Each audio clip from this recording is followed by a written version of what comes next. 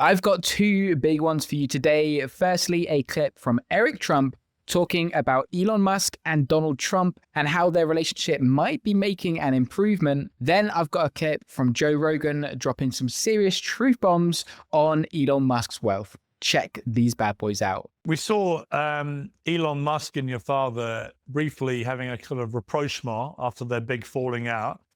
I mean, has there been any development on that? Do you think they'll be back working together, or was that just a kind of after the war, a little peace offering and they move on? Well, I was right there. I was in that same picture that you probably saw, and it was fun to see them back together. Listen, Elon represents the best of what we do as Americans better than anybody in the world, which is entrepreneurialism. And, the fact that he's catching these rockets using, these chopsticks. And I mean, he's incredible at everything he does. We need 200 Elon Musks. I'm the biggest proponent of his and everything that he stands for. And, there's no one who's more into the Doge initiative than Eric Trump, right? Is how I run our company, and is how, any capitalist, thinks. But no, I think fundamentally they love and appreciate each other. And, listen, they're two very big personalities, and you know how that is. I mean, you've been on the receiving end of that a couple of times, Piers. I could probably count more. You and my father, I could probably count more than a couple of times, but at the same time, you guys still love each other, right? And do you know what? It's really interesting. I was talking to somebody the other day actually about the Elon Musk thing. And I said, I've had spectacular fallings out with your dad. And normally, because I've said, I've criticized him or something, and he doesn't like being criticized, but he doesn't hold the grudge for very long. He does with some people, but actually most of the time I've noticed, if you just, there'll be a moment where if you go back a long way with him, he's not a long grudge guy. No, I think that's right. Yeah, he'll see you a month later and give you a big hug. And by the way, most of the time he's actually the first person to crack a joke about the very grudge that you had. Yes. 3 weeks earlier. So now, listen, this country needs Elon Musk. This world needs Elon Musk. The Western civilization certainly needs him. They also need a Donald Trump, and I think those guys are a formidable team, and I think they have massive admiration and respect for one another. I thought that was a super interesting clip from Piers and Eric Trump. In just a moment, we're going to have Joe Rogan on what makes Elon different from other rich people. But first, a quick take on what we just heard. Trump recognizes that Elon represents irreplaceable productive capacity America needs to compete globally. Eric Trump emphasizes Elon represents the best of what we do as Americans better than anybody else in the world, which is entrepreneurship. The fact that he catches these rockets using chopsticks, he's incredible at everything he does. This place, this country needs Elon Musk. This world needs Elon Musk. Western civilization certainly needs him. And they also need a Donald Trump. Those guys are a formidable team with massive admiration and respect for one another. This reconciliation isn't just about two big egos making up, it's about strategic necessity for America's future. Elon isn't just a wealthy supporter, he represents something Trump's administration desperately needs: execution capability at unprecedented scale. When Eric says we need 200 Elon Musks, he's acknowledging that Elon's level of productive output is so rare, it's essentially irreplaceable. SpaceX catches rockets with chopsticks and dominates global launch markets. Tesla revolutionized the industry. Starlink provides internet to war zones globally. These aren't financial plays. These are massive infrastructure achievements that reshape industries and geopolitics. Trump's brand is built on making America great again and winning. But winning requires actual builders who can execute, not just deal makers who talk. Elon is the ultimate builder in modern America. When Trump talks about bringing manufacturing back or competing with China, he needs people who can actually make these things happen at scale. Elon has proven he can build factories faster than anyone, navigate complex regulations, and deliver results legacy companies said were impossible. There's also the geopolitical angle. When Eric says Western civilization needs him, he's not exaggerating. China is outpacing America in manufacturing and some technology. Elon's companies represent American technological leadership in critical domains. SpaceX gives American space dominance. Starlink provides strategic communication infrastructure. Tesla pushed the auto industry towards electric before Chinese EV makers could dominate. These are strategic assets for American power, not just businesses. Now check out this Joe Rogan clip on Elon. I rather like this one. There's different kinds of people that make money, right? There's kinds of people that make money because they make a lot of things. That's like Elon Musk. That's his money. Right. And then there's kinds of people that make money that are only trying to make money. That's all they're trying to do. They're trying to do deals. They're trying to do this. They're trying to do that. Mhm. But the whole idea is just to make money.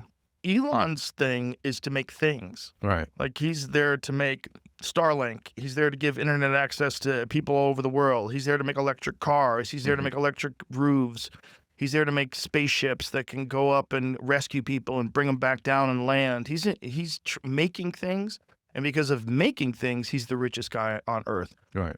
By the way, publicly, that's different than the real world. Right. Like the real world, it might be Putin. It might be some king in the Middle East. Federal Reserve, who runs that? Yeah. Well, that's different too because it's not like individuals. But yeah, it's a good point. But They could just print. But the actual one richest person in the world, in America at least, the way Forbes 500 guy is the guy who makes the most stuff. It's Elon. Right. You know, and then you have the guys that are just trying to make money, and that's a different kind of cat. So those guys that are just trying to make money, those are the weird ones because they're just a number people. They're number people. And so if they're thinking about numbers all the time, then they don't give a fuck about you. They're just trying to make more numbers and that you get more and most sociopathic as you go down that road. Right. A powerful clip from Joe Rogan. Elon is the richest because he makes the most stuff. His wealth is a byproduct of massive value creation. Joe Rogan breaks down there's different kinds of people that make money. There's kinds of people that make money because they're making a lot of things.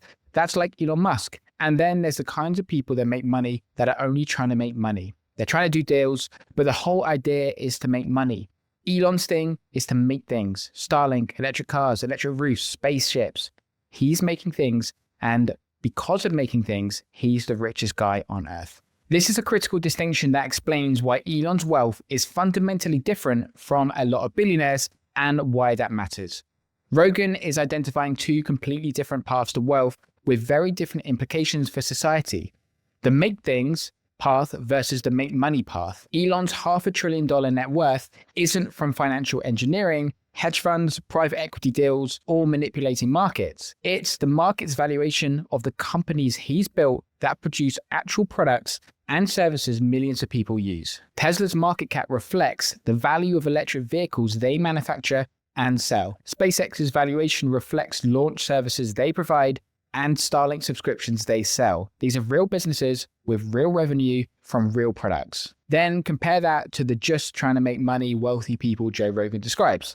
These are hedge fund managers, private equity guys, and financial deal makers, which by the way, I have no problem with any of these who make wealth, moving money around, taking fees, and doing leverage buyouts or trading securities. They're not building factories, inventing technology, or creating products. They're extracting value from existing systems rather than creating new value. The distinction matters because wealth from making things is fundamentally pro-social. When Elon gets richer, it's because Tesla sold more cars, SpaceX launched more rockets, or Starlink added more subscribers. Rogan acknowledges there might be kings or dictators with more hidden wealth, but among legitimate business builders in transparent markets, the guy who makes the most stuff wins. That's actually a pretty healthy sign for capitalism. It means the market rewards productive entrepreneurs over pure financial players. The fact that the richest American is a manufacturer and engineer rather than a banker or hedge fund suggests the system is actually working as intended.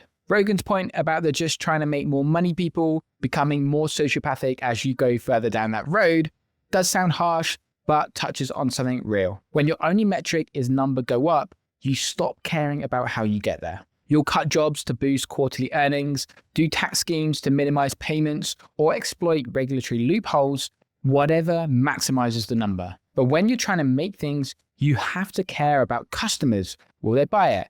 Workers, can they build it? And society, does it improve lives? The mission matters beyond the money. This also explains Elon's behavior that often confuses people.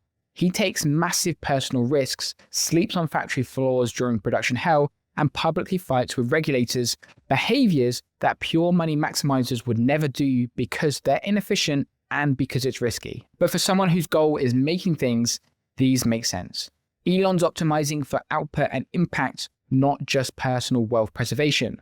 The wealth is a side effect of succeeding at making valuable things at scale. There's also the reinvestment pattern.